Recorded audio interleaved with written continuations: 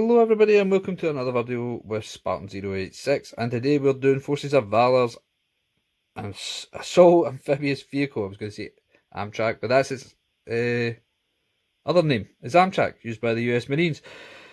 So, let's get into it. As usual, we'll do a wee bit of history. So, wee history to the vehicle is it was manufactured by United Defence.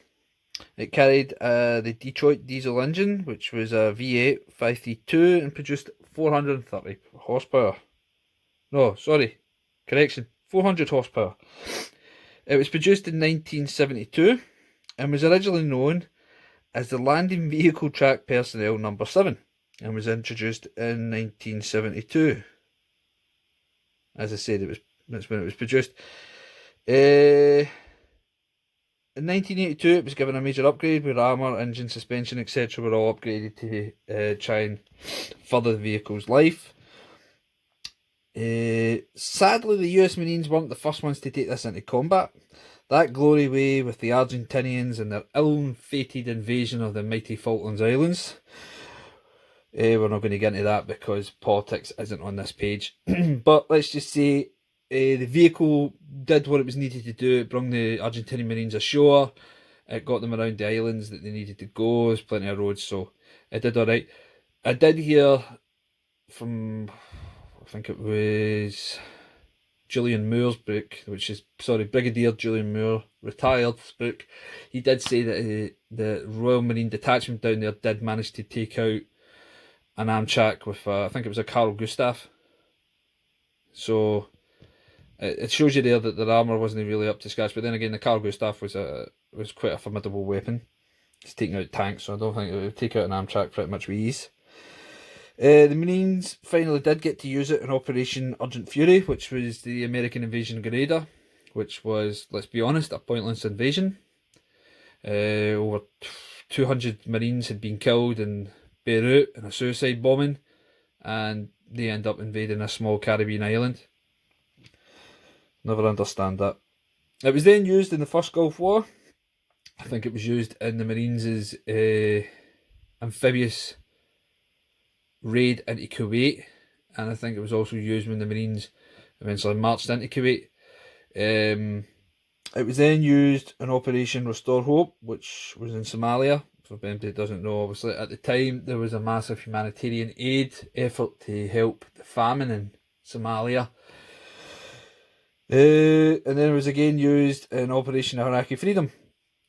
So it's quite a amount of time has bypassed for this vehicle, and obviously it's now in 21st century warfare.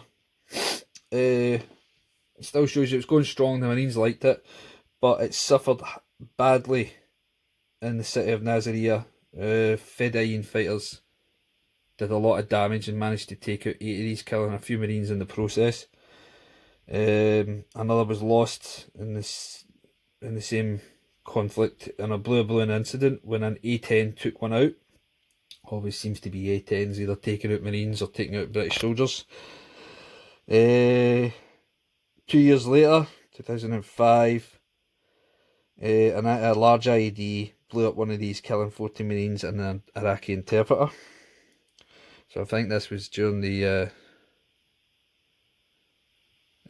insurgency's upsurge in campaigns. This is when they started using the bigger IEDs on us and changing tactics a wee bit to meet the demand that was needed for them to succeed in killing the infidel.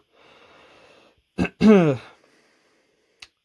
has been questions raised about it, and would there be a replacement? I did read just not long ago that the Marines had put an idea for a replacement. Whether or not the American Congress approves it or not, I think it's the Armed Forces Site Oversight Committee. Sorry if I got that wrong.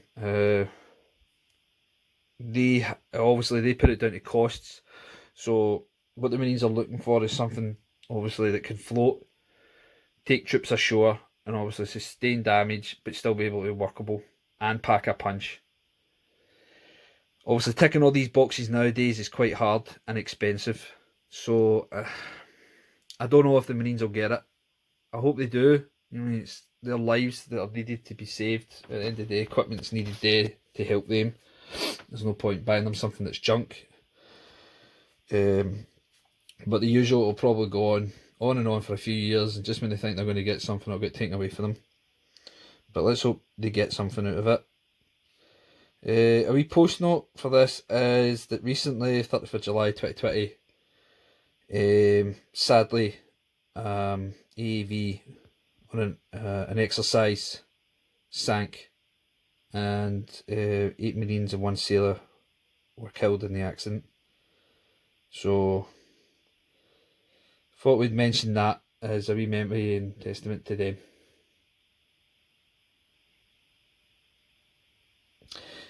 So, we'll get into Forces of Valor now.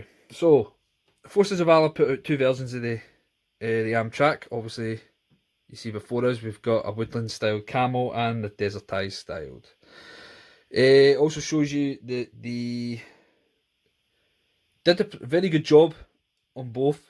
They were both based on the Iraqi invasion of 2003, and they show the vehicle's fantastic outlay, the turret, the grenade launcher, 50 cal. You can also see the grenade launcher's rounds coming round. You can see the hatches, which you can all open on each version, as you'll see with this one as well. For anybody who's maybe spotted one or thinking of buying it, they do open. Top hatches, top covers here for the troop compartment, they also open, as you can see.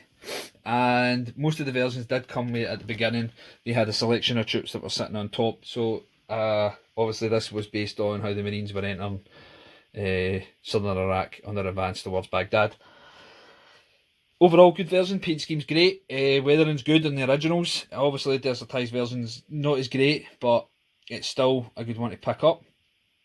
The suspension does work on this, as well as the tracks. As you can see, they are movable, so if you do see one and you're wondering, there you go. As I did say in one of the videos before, this does happen on most. They do work, some don't. This is due to just Unimax and their way of trying to save money near the end. But if you do see one, get it. It is a great version to get. It is great for people with the dioramas. Obviously the commander's turret does move, so if you were doing something like a diorama of Nasiriyah, the battle for Nasiriyah, these were good ones to get. Obviously if you had the troops on top, it looks good going in, and maybe an LAV or an M1A1 advancing in too. So overall, good version. If you do have it, you know what I'm talking about. If you don't, hopefully, maybe fingers crossed, you'll get one. But these are rare. These are very rare now. Not a lot of them were produced, and I think most people just keep them now. I managed to pick 2 of these up with 2 Bradleys and an MLRS for a small, just say pittance amount of money. So I was very lucky with that. It came from a charity. So, you know, hopefully, fingers crossed, somebody can get them. If not, you'll just maybe pick one up second hand later on in life. Or maybe Forces of Valor later on in life will do one. We'll end that there. Hopefully get another couple of videos up with the modern kits. Maybe Humvee or LAV next. I hope everybody's well. And as I've said before, if you're enjoying the videos, obviously hit a like button and subscribe to see more of them. And hopefully get some more up soon. So, wishing you well, and see you in the next video. Bye bye.